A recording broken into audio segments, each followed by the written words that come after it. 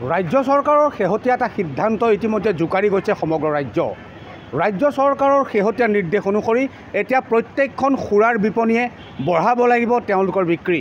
কিন্তু ইয়াৰ ফলত কি হ'ব, ই ইতিবাচক নে নেতিবাচক? কাৰণ সুৰাৰ বিক্ৰীৰ ক্ষেত্ৰত আচলতে গ্ৰাহকক জোৰ জবৰদস্তি কৰিব নোৱাৰে, কাৰণ এটা কথা, সুৰাৰ ক্ষেত্ৰত কিছু বাধ্যবাধকতা থাকে। যোৰহাটত আপোনালোকে দেখিব বা সমগ্ৰ ৰাজ্যত দেখিব যে সুৰাৰ ব্যৱসায়ীসকলে তেওঁলোকে আচলতে গ্ৰাহকৰ কাৰণে যি এৱাৰনেছ বা তেওঁলোকৰ যি সজাগতাৰ কাৰণে ইতিমধ্যে বহু ব্যৱস্থা কৰিছে। চৰকাৰৰ নিৰ্দেশ অনুযায়ী তেওঁলোকে ফলক লগাইছে, সুৰা পান কৰি গাড়ী নচলাব, নিজৰ লগত পৰিয়ালটিৰ কথাও ভাবক। ঠিক তেনেদৰে সুৰাৰ বিক্ৰীৰ ক্ষেত্ৰতো আছে ৰাজ্য চৰকাৰৰ বহুত বাধ্য আৰু বাধকতা। কিন্তু তাৰ পাছত শেহতীয়াকৈ ৰাজ্য চৰকাৰৰ যি সিদ্ধান্ত, সেই সিদ্ধান্তত এতিয়া বিমূৰত পৰিছে সুৰাৰ ব্যৱসায়ৰ লগত জড়িত ব্যৱসায়ীসকল। এফালে যদি মুনাফাৰ ক্ষেত্ৰত ইতিমধ্যে দিনক দিনে তেওঁলোকৰ কমি আহিছে, আনফালে ৰাজ্য চৰকাৰৰ ইটোৰ পাছত সিটো টেক্সে জুৰুলা কৰি গৈছে সুৰাৰ লগত জড়িত ব্যৱসায়ীসকলক। কাৰণ আজিৰ পৰা 15 বছৰৰ আগতে যদি কাৰোবাৰ বছৰেকীয়া যি আচলতে পাৰিতোষিক আছিল, অৰ্থাৎ যাৰ মাননি সুৰাৰ ক্ষেত্ৰত আচলতে চৰকাৰক যি দিবলগীয়া টেক্স আছিল, সেয়া আছিল অতিকৈ নগণ্য। কিন্তু বিগত সময়ত সেই টেক্সে লাহে লাহে আচলতে পাহাৰ সদৃশ হৈ পৰিল। আৰু যোৰহাটৰ আচলতে এটা যি সুৰা ব্যৱসায়ীসকলৰ অৰ্গেনাইজেশ্যন আছে, অনুষ্ঠান আছে, India made foreign liquor association, আমি তেওঁৰ প্ৰতিনিধি আৰু তেওঁৰ বিষয়ববীয়াসকলৰ লগত সমগ্ৰ বিষয়টোৰ লগত আলোচনা কৰিম। কাৰণ শেহতীয়াকৈ বিমূৰত পৰা এইসকল ব্যৱসায়ীয়ে আচলতে এতিয়া কি কৰিব, কাৰণ কাৰোবাক জোৰ জবৰদস্তি সুৰা সেৱন কৰাৰ বাধ্যবাধকতা কোনেও কাকো কৰিব নোৱাৰে। আৰু সেই লৈ পেলাই চৰকাৰৰ কঠোৰ নিৰ্দেশৰ পাছত এতিয়া সকলো ইতিমধ্যে স্তম্ভিত হৈ পৰিছে, আশ্চৰ্যজনক হৈ পৰিছে। কাৰণ এফালে চৰকাৰৰ নিৰ্দেশ মানি যদি সুৰাৰ তেওঁলোকে সংখ্যা বা পৰিসংখ্যা যদি বঢ়াবলগীয়া হয়, বিক্ৰী যদি বঢ়াবলগীয়া হয়, কি কৰিব? আনফালে যদি টেক্স নিদিয়ে তেনেহ'লে চৰকাৰ ৰোষত পৰাৰ ভয়। সভাপতি ডাঙৰীয়া, প্ৰথম আমি জানিম আপোনাৰ পৰা যে মোৰ অকণ উঠি ল'লে সুবিধা হ'ব যে শেহতীয়াকৈ ৰাজ্য চৰকাৰৰ যিটো নিৰ্দেশ, সেই নিৰ্দেশে আচলতে সুৰাৰ ব্যৱসায়ীৰ লগত জড়িত সকলো যথেষ্টখিনি বিমূৰত পেলাইছে। আপোনালোকৰ সিদ্ধান্ত কি? কেনেদৰে আচলতে ইয়াৰ মীমাংসা বা উত্তৰ আপোনালোকে বিচাৰি পাব? আচলতে এইফালে ঘূৰি ল'লে সুবিধা। আচলতে কথাটো এনেকুৱা হৈছে, এতিয়া বৰ্তমান মূল্য বৃদ্ধিটো মানে যিটো আমাৰ দাম বাঢ়িছে, হয়, যিটো দাম বাঢ়িছে সেই দামটোত মানে কিনিবলৈ বহুতে মানে ক্ৰয় কৰিবৰ কাৰণে অসুবিধা পাইছে।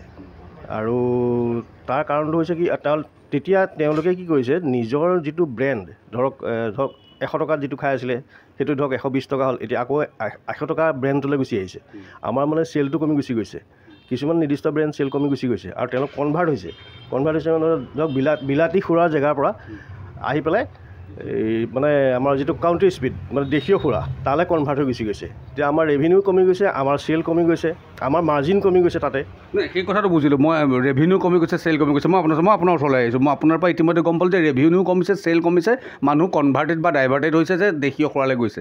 এতিয়া কথাটো হ'ল যে আপোনালোকে যদি টেক্স যদি নিদিয়ে সময়ত, এতিয়া এনেকুৱা হ'ল যে আপোনালোকক মানে আমি যদি কওঁ যে এফালে গছ এফালে বিৰি না, মাজত আপোনালোকে ফচি থকা নিচিনা এটা সদৃশ হৈছে নেকি? নাই, এই ক্ষেত্ৰত মানে একচুৱেলি ক'বলৈ গ'লে আমাৰ একো নাই। আমাৰ বৰ্তমান পৰিস্থিতিটো হৈছে টু বি হেং টিল ডেথ। ডাঙৰ কথা এটা ক'লে কিন্তু আপুনি, টু বি হেং টিল ডেথ মানে কথাটো এনেকুৱা হ'ল, ৰাজ্য চৰকাৰে অনুজ্ঞাপত্ৰৰ যিটো মূল্য বৃদ্ধি কৰিছে, তাত আমাৰ ক'বলগীয়া একো নাই। কাৰণ এই লাইচেঞ্চখন আমাৰ পৈতৃক সম্পত্তি নহয়, এখন চৰকাৰৰ এটা বস্তু, যি নেকি আমি চলাই আমাৰ পৰিয়ালসহ আমাৰ মানে পোহপাল দি আছোঁ। 2 নম্বৰ কথাটো এইটো হ'ল কি যে চৰকাৰে মদৰ দাম বঢ়াইছে, সেইটো চৰকাৰে কিবা এটা বিবেচনা কৰি বঢ়াইছে, তাতো আমাৰ মাতিবলগীয়া ধৰি লওক একো নাই। সেইটো ৰাইজে মানে বিচাৰ কৰিব বা বিচাৰ কৰা মানুহটো তেনেকুৱা ধেৰ আছে ধৰি লওক, আমিতো চলাই আছোঁ। কিন্তু আটাইতকৈ ডাঙৰ কথা এইটোৱে হৈ গ'ল, আজিৰ পৰা 30 বছৰৰ আগত যেতিয়া আমাৰ লাইচেঞ্চ ফিজ আছিলে 15,000 টকা, সেই সময়ত আমাৰ প্ৰফিট মাৰ্জিন আছিলে আপোনাৰ 20 পৰা 22%। লিকাৰৰ ক্ষেত্ৰত দেই, আপোনাৰ বিয়াৰ ক্ষেত্ৰত প্ৰায় 25%ৰ ওচৰা-ওচৰি আছিলে। যাহাই 60,000 টকা হৈ গ'ল, প্ৰফিট মাৰ্জিনটো 18,000 টকা হৈ আহিল, 18% আহিলে। তেনেকৈ বাঢ়ি লাষ্ট এতিয়া আমাৰ যেতিয়া 2 লাখ টকা লাইচেঞ্চ ফিজ আছিলে, তেতিয়া আমাৰ প্ৰফিট মাৰ্জিন আহি গ'ল আপোনাৰ 12.5%। এতিয়া ধৰি লওক আমাৰ 3 লাখ টকা, কিন্তু উইদিন ভেৰি শ্বৰ্ট পিৰিয়ড এইটো কৰ্পৰেশ্যন যেতিয়া হ'ব, আমাৰ 4 লাখ টকা আমাৰ লাইচেঞ্চ ফিজটো হ'ব। আৰু সেই সময়ত আমি তেতিয়া 8%ত ব্যৱসায় কৰিবলগীয়া হয়। এতিয়া 8%ত যেতিয়া ব্যৱসায় কৰিবলগীয়া হয়, এতিয়া চৰকাৰে এতিয়া মদৰ দাম যে ইয়াত যে আপোনাৰ চৰকাৰৰ ৰেভিনিউ হ্ৰাস হৈছে বুলি কৈছে। এতিয়া আপোনাক মই সৰু কথা এটা ক'ব বিচাৰিছোঁ যে আগতে ধৰি লওক আমাক চৰকাৰে এটা লিকাৰ সুৰা বিক্ৰী কৰিবৰ কাৰণে এটা ৰেট নিৰ্ধাৰণ কৰিছিলে, যিটো নেকি আমি আমাৰ পিনৰ পৰা অকণমান এৰাধৰা কৰি চলি পেলাই ধৰি লওক আমি লিকাৰটো বিক্ৰী কৰিছিলোঁ। কিন্তু 8% মাৰ্জিন অহাৰ পিছত এতিয়া আমাৰ পক্ষে এইটো সম্ভৱপৰ হৈ উঠা নাই তাৰমানে। কাৰণ যদি আমি 8 টকা এটা প্ৰফিটত বা আপোনাক এজ এ এক্সাম্পল দিছোঁ, এটা ধৰি লওক বটলত আমাৰ 8 টকা প্ৰফিট হৈছে, আমি তাত যদি 4 টকা যদি এৰি দিবলগীয়া হয় কোনোবা কাষ্টমাৰক, তেতিয়া আমি 4 টকা দি আমি লাইচেঞ্চ ফিজ, ঘৰ ভড়া, আমুক তামুক দি পেলাই আমাৰ ব্যৱসায়টো চলোৱাত ষ্টাফ পে'মেণ্ট আছে। তাৰপিছত এতিয়া আমাৰ যিসকল কৰ্মচাৰী ইয়াত কাম কৰি আছে, আটাইতকৈ দুখৰ আৰু উদ্বেগৰ বিষয় যে আমাৰ বিহু পূজা প্ৰবঞ্চনা বুলিবলৈ আমাৰ বন্ধ নীতি একোৱেই নাই তাৰমানে। আমি 24/7 মানে কথাটো ক'লোঁ, আমি মানে গোটেই বছৰটোৱে আমি চৰকাৰৰ কাৰণে আমি খাটি আছোঁ, 365 দিন আমি খাটি আছোঁ। এতিয়া বিনিময়ত এতিয়া আমাৰ যিখিনি কৰ্মচাৰী তেওঁলোকে বুজি নাপায় যে লিকাৰ দাম বৃদ্ধি হৈছে, আপোনালোকৰ প্ৰফিট মাৰ্জিন বেছি হৈছে, গতিকে আমি এইটো চেলেৰীত কাম কৰিব নোৱাৰিম বুলি কোৱাৰ লগে লগে আজি 2টা ষ্টাফ ৰখাৰ লগে লগে এটা ষ্টাফ আপোনাৰ 16-17 হাজাৰ টকাৰ তলত এটা ষ্টাফ নাথাকে। কাৰণ কিয় কাৰণে দিনৰ 11টা বজাৰ পৰা ৰাতি 11টা বুলি ধৰি লওক, কাৰণ দোকান চোকান বন্ধ কৰি ঘৰৰ পাওঁতে 11টা বাজে, কথাটো ক'লোঁ। গতিকে ঘৰত পূজা প্ৰবঞ্চনা বা বিহু সংক্ৰান্তি আমাৰ একো নাই। এনেস্থলত ধৰি লওক আমাক যিটো প্ৰফিট মাৰ্জিন বান্ধি দিছে, আৰু আটাইতকৈ ক'বলগীয়া দুখৰ বিষয় এইটোৱে যে গোটেই ৰেভিনিউখিনি কালেকশ্যন কৰি দিয়া আমাৰ এই যিখিনি আমাৰ বিপণী মালিকসকল, স্বত্বাধিকাৰীসকল আছে, তেখেতসকলে অশেষ কষ্টৰে চৰকাৰৰ ৰেভিনিউটো আমি কালেক্ট কৰি দিওঁ। এনে অৱস্থাত আমাৰ প্ৰফিট মাৰ্জিনটো মানে কমটি কৰি পেলাই আপোনাৰ বণ্ডেড ৱেৰাৰ্ছ, হ'লচেলাৰ, যাৰ পৰা আমি সুৰা ক্ৰয় কৰোঁ, তেওঁলোকৰ প্ৰফিট মাৰ্জিনটো কিন্তু তেওঁলোকে ছেইম ৰাখিছে। নিশ্চয় মই আহিম আপোনাৰ ওচৰলৈ। মই আৰু এজন ব্যক্তি আছে আপোনাৰ ওচৰলৈ, যে এটা খুব ডাঙৰ কথা ক'লে, to be held till date. গতিকে এনেধৰণৰ আচলতে শব্দ আচলতে যেতিয়া মানুহ অতি ব্যতিব্যস্ত হৈ পৰে তেতিয়াহে আচলতে ব্যৱহাৰ কৰা হয়। আপুনিও এখন বিপণীৰ মালিক, গতিকে কেনেধৰণৰ আপোনালোকৰ চলিউশ্যন কিবা পাইছেনে, আপোনালোকে সমাধান সূত্ৰ কিবা বিচাৰি পাইছেনে? মানে আমি এতিয়া একচুৱেলি ক'বলৈ গ'লে সমাধান সূত্ৰ একো পোৱা নাই। আমাৰ দুটা কথা হৈছে, চৰকাৰৰ সিমান এটা লোকচানো হোৱা নাই। কাৰণ আমাৰ এতিয়া যেতিয়া আপোনাৰ ৰেভিনিউটো বাঢ়ি যোৱাৰ লগে লগে আমাৰ চেলটো কমি গ'ল। ধৰি লওক 20-30% আমাৰ চেল কমি গুচি গ'ল। কিন্তু সেই গ্ৰাহক কমিলে নে পইচা? মানে গ্ৰাহক কমি গ'ল। গ্ৰাহক এইবোৰ মিলাই পেলাই দেখিলোঁগৈ আমাৰ 6-7% সেইফালে যায়গৈ।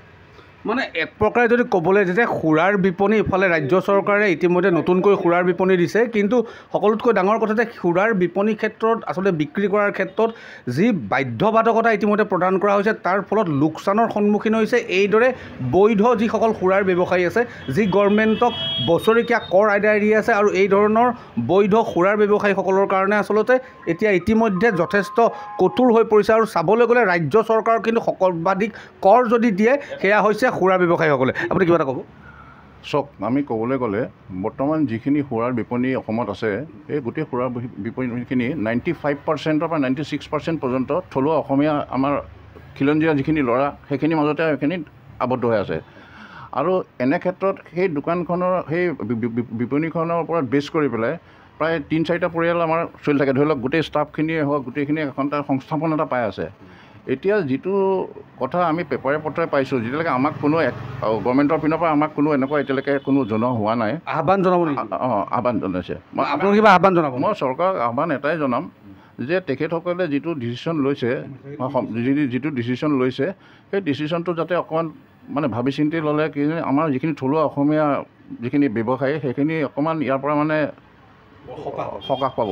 আৰু মই মাজতে সুৰত এটা কথা ক'বলৈ যাওঁ, চৰকাৰে কিছুমান কথা বিবেচনা কৰক যে কিছুমান অসাধু ব্যৱসায়ী আছে। ধৰি লওক যেনেকৈ আমি এটা সুৰৰ বটল বিক্ৰী কৰিলে আজিৰ ডেটত ধৰি লওক আমাৰ লেণ্ডিং কষ্টিং ধৰি লওক যদি 112 টকা হয়, আমাৰ প্ৰফিট মাৰ্জিনটো 8 টকা থাকে। এনেকুৱা অৱস্থাত কিছুমান ব্যৱসায়ী আছে, যিখিনি ব্যৱসায়ীয়ে ধৰি লওক কষ্টিং প্ৰাইজৰ তলতো ধৰি লওক আপোনাৰ সুৰা বিক্ৰী কৰা আমাৰ দৃষ্টিগোচৰ হৈছে। সেইটো কেনেকৈ সম্ভৱ? কষ্টিং প্ৰাইজৰ তলত এটা কথা কৈছোঁ, বিদেশী যিখিনি বহিৰাগত ৰাজ্যৰ পৰা কিছুমান সুৰা আহে, সেই সুৰাসমূহ যদি বিক্ৰী কৰে, তেওঁলোকে যদি লেণ্ডিং কষ্টিঙৰ তলতো যদি তেওঁলোকৰ বিক্ৰী কৰে, তেওঁলোকে কোনো আপত্তি দৰ্শাবলগীয়া হোৱা নাই। এনি ভাৰতৰ দৰ্শকসকলক কওঁ যে এগৰাকী সুৰাৰ ব্যৱসায়ী, যি বৈধ সুৰাৰ ব্যৱসায়ী, তেখেতে স্পষ্টকৈ কৈছে যে ৰাজ্যত অবৈধভাৱে চলি আছে বহিৰাজ্যৰ সুৰা। অৰ্থাৎ আমি যদি আমাৰ চুবুৰীয়া ৰাজ্য অৰুণাচল বা মেঘালয়ৰ কথা যদি কওঁ সততে উত্থাপন হৈ থকা সেই অভিযোগ কিন্তু আজি এনিভাৰত 24ৰ সন্মুখত প্ৰমাণিত হৈ গ'ল। তাৰ বিৰুদ্ধে চৰকাৰে আচলতে কেনেকৈ ব্যৱস্থা গ্ৰহণ কৰে সেয়া হ'ব সকলোতকৈ লক্ষণীয়। মোৰ চমু কৰিব লাগিব অনুষ্ঠান কিবা ক'ব খুজিব নাই। আমাৰ ক'বলগীয়া এইখিনি আছে যে চৰকাৰে আমাৰ এতিয়া যিটো আমাৰ ওপৰত যিটো মানে চৰকাৰে যিটো বুজা পৰিছে, চৰকাৰে সেইটো যদি অকণ বিবেচনা, চৰকাৰলৈ আমাৰ বিনম্ৰ অনুৰোধ, চৰকাৰে যাতে আমাৰ এই থলুৱা অসমীয়া ব্যৱসায়ীখিনিৰ ওপৰত মানে হেৰি ৰাখি পেলাই যাতে আমাক অকণমান সকাহ দিয়ে। কাৰণ অকণমান সকাহ দিয়াৰ শেষত আপোনাৰ প্ৰশ্নটো, কাৰণ সুৰাৰ ব্যৱসায়ী বুলি ক'লে সদায় মানুহবিলাকৰ মাজত অকণমান নেতিবাচক এটা কথা থাকে, অলপ নিগেটিভ থিংকিং এটাও আহে। কিন্তু আপুনি এতিয়া কথাটো এনেকুৱা হৈছে যেতিয়া আপোনালোকক বিক্ৰী বঢ়াবলৈ কৈছে, আপোনালোকে এতিয়া হয় হোম ডেলিভাৰী কৰিব লাগিব, নহয় আপুনি মানুহ ধৰি আনিব লাগিব, কৰিবনে? এতিয়া তেনেকুৱা অৱস্থাই হৈছে। সেইটো বাৰু আমি কৰিব নোৱাৰিম, আমাৰ যিহেতু বিবেকে সেই কথাটো নকয়। আমি যদিও মদৰ ব্যৱসায় কৰিছোঁ বা সুৰা ব্যৱসায় কৰিছোঁ, কিন্তু সুৰা ব্যৱসায় কৰিছোঁ বুলি আমি ধৰক আমাৰ যুৱ প্ৰজন্মক আমি মানে বিপদ হৈ পৰিচালিত কৰিব নিবিচাৰোঁ। আমাক সেইটো কাৰণে চৰকাৰে সহায় কৰাটো বিচাৰোঁ। চৰকাৰে আমাক এনেকুৱা ধৰণৰ সহায় কৰক যাতে আমাৰ 2 পইচা মাৰ্জিন বেছিকৈ দিয়ক, নহয় জানো? তেতিয়া আমি ইলিগেল ব্যৱসায় কৰিবলগীয়া যাতে আমাৰ মানুহখিনিয়ে নহয় না, লিগেল ব্যৱসায় এটা কৰক আৰু চৰকাৰে 2% আমাক মাৰ্জিন দিয়ক। বাহিৰাগত কোম্পানীবিলাকক যিমান মাৰ্জিন দিছে আমাকো 2% যদি বেছিকৈ বঢ়াই দিয়ে তেতিয়া আমাৰ কোনো প্ৰব্লেম নহয়, আমাৰ চলি থাকিবলগীয়া অসুবিধা নহয়।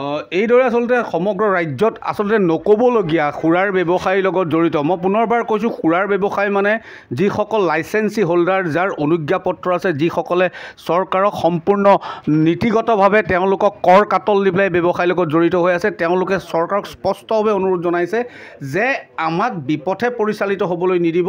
কাৰণ এতিয়া এনে পৰ্যায় পাইছেগৈ যে অবৈধ সুৰাৰ ব্যৱসায়ীসকলৰ বিৰুদ্ধে যেনেদৰে আচলতে ব্যৱস্থা গ্ৰহণ কৰা হৈছে, ঠিক তেনেদৰে এইসকল ব্যৱসায়ী, যিসকল ব্যৱসায়ীয়ে চুবুৰীয়া ৰাজ্যৰ পৰা ইতিমধ্যে অবৈধভাৱে আমদানি কৰা যি সুৰাসমূহ আচলতে ৰাজ্যত পুনৰ বটলিং বা লেবেলিং কৰি বিক্ৰী কৰাৰ ক্ষেত্ৰত চৰকাৰে যাতে কঠোৰৰ পৰা কঠোৰ পদক্ষেপ গ্ৰহণ কৰে। আৰু এয়াই এটা স্পষ্ট হৈ পৰিছে, ৰাজ্যত এতিয়া অবাধে চলি আছে বৰ্হি ৰাজ্যৰ পৰা নীতি বহিৰ্ভূতভাৱে অহা অবৈধ সুৰাৰ ব্যৱসায়। যোৰহাটৰ পৰা উৎপল ভৰালীৰ সহযোগত কংকনজ্যোতি শৰ্মা ৰিপৰ্ট, এনিভাৰত 24। অশেষ কষ্টৰে চৰকাৰৰ ৰেভিনিউটো আমি কালেক্ট কৰি দিওঁ। এনে অৱস্থাত আমাৰ প্ৰফিট মাৰ্জিনটো মানে কমটি কৰি পেলাই আপোনাৰ বণ্ডেড ৱেৰাজ হ'লচেলাৰ, যাৰ পৰা আমি সুৰা ক্ৰয় কৰোঁ, তেওঁলোকৰ প্ৰফিট মাৰ্জিনটো কিন্তু তেওঁলোকে ছেইম ৰাখিছে। নিশ্চয় মই আহিম আপোনাৰ ওচৰলৈ। মই আৰু এজন ব্যক্তি আছে আপোনাৰ ওচৰলৈ, যে এটা খুব ডাঙৰ কথা ক'লে, to be held till date. গতিকে এনেধৰণৰ আচলতে শব্দ আচলতে যেতিয়া মানুহ অতি ব্যতিব্যস্ত হৈ পৰে তেতিয়াহে আচলতে ব্যৱহাৰ কৰা হয়। আপুনিও এখন বিপণীৰ মালিক, গতিকে কেনেধৰণৰ আপোনালোকৰ চলিউশ্যন কিবা পাইছেনে, আপোনালোকে সমাধান সূত্ৰ কিবা বিচাৰি পাইছেনে? মানে আমি এতিয়া একচুৱেলি ক'বলৈ গ'লে সমাধান সূত্ৰ একো পোৱা নাই। আমাৰ দুটা কথা হৈছে, চৰকাৰৰ সিমান এটা লোকচানো হোৱা নাই। কাৰণ আমাৰ এতিয়া যেতিয়া আপোনাৰ ৰেভিনিউটো বাঢ়ি যোৱাৰ লগে লগে আমাৰ চেলটো কমি গ'ল। ধৰি লওক 20 to 30% আমাৰ চেল কমি গুচি গ'ল। কিন্তু সেই গ্ৰাহক কমিলে নে পইচা? মানে গ্ৰাহক কমি গ'ল, গ্ৰাহক কনভাৰ্ট হৈছে, গ্ৰাহক কমি গ'ল। এতিয়া ধৰি লওক আমি যিমানটো লিফটিং কৰিছিলোঁ সেই পইচাটো গভৰ্ণমেণ্টে পাইছে ঠিকেই, কিন্তু আমি সেইটো হিচাপত আমি পোৱা নাই, আমি মাৰ্জিন পোৱা নাই। আৰু দ্বিতীয়তে আমি এই ক্ষেত্ৰত যেতিয়া চৰকাৰে সুৰাৰ দাম বঢ়ায় আমি বহুত সমস্যাত সন্মুখীন হওঁ। এতিয়া ধৰি লওক আমি পুৰণা ৰেটৰ বস্তুটো আমি নতুন ৰেটত বিক্ৰী থাকিব লগা হৈছে। সেইকাৰণে চৰকাৰৰ ফালৰ পৰা এখন নটিচো দিছিলে যে আপোনালোকে এইখন দেখুৱাই দিলে কাষ্টমাৰখিনিয়ে আপোনালোকক হেৰি কৰিব। কিন্তু হ'লেও কাষ্টমাৰখিনিয়ে ভাবে কি আমি পুৰণা ৰেট আগৰ পৰা সোমোৱাই থৈ দিছোঁ আৰু নতুন ৰেটত বিকি আমি মুনাফা লুটি আছোঁ বুলি সেইফালৰ পৰা আমি বহুত কাষ্টমাৰৰ পৰা আমি কথা শুনিব লগা হয়। তাৰমানে বহুত ক্ষেত্ৰত আমি মানে যিকোনো কথা আমি ফেচ কৰিব লগা হয়। কাৰণ এতিয়া বণ্ডেড ৱেৰহাউচে বস্তুটো আমাক যেতিয়া দিয়ে আমি তেওঁলোকক 10 টকা হ'লেও 10 টকা দিওঁ, 100 টকা হ'লেও 100 টকা দিওঁ। তাত আমাৰ ক'বলগীয়া নাই, আমি জানো। মই যদি সোধোঁ যে বণ্ডৰ যিটো প্ৰফিট মাৰ্জিন, বণ্ডৰ মাৰ্জিনটো একেই আছে নেকি? বণ্ডৰ যিটো তেওঁলোকে লাভ পাব লাগে সেই লাভটো একেই আছে নেকি? বণ্ডৰ লাভটো একেই আছে। মানে মাধমাৰটো আপোনালোকৰ মাধমাৰটো আমাৰ ওপৰত পৰিছে। এতিয়া আপোনাক যদি মই সোধোঁ, এখন সুৰাৰ বিপণীৰ বছৰেকীয়া লাইচেঞ্চ ফিজ কিমান? এতিয়া বছৰেকীয়া লাইচেঞ্চ ফিজ আমাৰ আগতে 2 লাখ আছিলে, ৰিচেণ্টলি এতিয়া আমাৰ 3 লাখ হ'ল। আৰু যিবিলাক আপোনাৰ কৰ্প'ৰেশ্যনৰ মেজৰ কৰ্প'ৰেশ্যন আছে তেওঁলোকৰ 4 লাখ টকা। আৰু তেনেকৈ বাৰৰ কথা যদি আমি 12ৰো তেনেকৈ মানে মিউনিচিপালিটি এৰিয়া এনেকৈ চবৰে ভাগ আছে। আৰু ধৰি লওক এতিয়া আপোনাৰ ৰুৰেল এৰিয়াবিলাকত আপোনাৰ লাইচেঞ্চ ফিজটো কম, এতিয়া ৰুৰেল এৰিয়াবিলাক কিন্তু চেলটো কম নহয় আকৌ। নিশ্চয় মই আপোনাৰ পৰা এটা কথা জানিম যে মোক এনেকৈ সুবিধা লগ যে ইমানখিনি প্ৰফিট মাৰ্জিনৰ ভিতৰত এখন বিপণী চলাই থকা, আপোনাক যদি কওঁ দোকানৰ ভাড়া আছে, ষ্টাফ পে'মেণ্ট আছে, অন্যান্য সামাজিক দায়বদ্ধতাৰ প্ৰতিও আপোনালোক সদায় জড়িত হৈ থাকে, যে কিমান অসুবিধা হয় আচলতে? অসুবিধাটো বহুতেই হৈছে। আমাৰ এতিয়া কিছুমান মানে ব্ৰেণ্ড আছে য'ত আমাৰ 7% পৰ্যন্ত মানে দিছে। 7%ত একচুৱেলি আমি তেনেকুৱা ব্ৰেণ্ডবোৰ আমি বিক্ৰী কৰিব নোৱাৰোঁ। বিক্ৰী কৰিলে আমাৰ নিজৰ কাৰণে অসুবিধা হয় আৰু আমি এৰিবও নোৱাৰোঁ, কাৰণ কাষ্টমাৰে সেই ব্ৰেণ্ডটো বিচাৰে।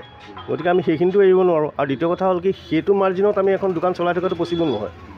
যিহেতু আমাৰ ষ্টাফ আছে, আমি দোকানবিলাকৰ ভাড়া দিবলগীয়া হয়, মিউনিচিপালিটি বা অন্যান্য টেক্স দিবলগীয়া হয়, তাৰোপৰি ইলেক্ট্ৰিচিটি আছেই, তাৰপিছত আমাৰ ষ্টাফখিনি আছেই, সেইখিনি আছে। তাৰ উপৰি কিছুমান আমাৰ অনাকাংক্ষিত মানে ক'ব নলগীয়া খৰচো আছে।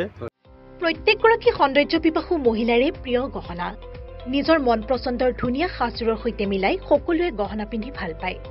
গুৱাহাটী মহানগৰীৰ মা অঞ্জলি জুৱেলাৰ্ছত গ্ৰাহকৰ বাবে উপলব্ধ অত্যাধুনিক ব্ৰাইডেল জুৱেলাৰী, ট্ৰেডিশ্যনেল মডাৰ্ণ জুৱেলাৰীকে ধৰি বিভিন্ন ধৰণৰ সোণৰূপৰ আকৰ্ষণীয় গহনা। আপুনি মনে বিচৰা ধৰণৰ সকলো গহনা উপলব্ধ হ'ব মা অঞ্জলি জুৱেলাৰ্ছত। গতিকে দেৰি কিয় কৰিছে? পলম নকৰি সোনকালে আহক। আমাৰ ঠিকনা মা অঞ্জলি জুৱেলাৰ্ছ, জয়ানগৰ 6 মাইল, চুকাপা ভৱনৰ সমীপত, গুৱাহাটী। আমাৰ ফোন নম্বৰ 9864365392, 3613563718।